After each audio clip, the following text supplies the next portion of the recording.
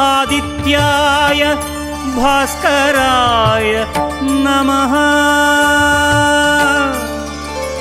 ॐ सूर्याय नमः आदित्याय नमः दिनकर कोटि प्रभाकर।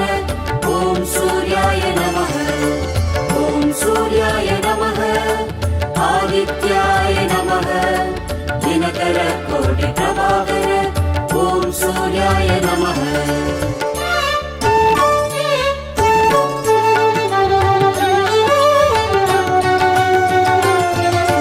ततो युद्ध परिश्रान्तं समरे चिन्तया स्थितं रावणं चाक्रतो दृष्ट्वा युद्धाय समुपस्थितम्।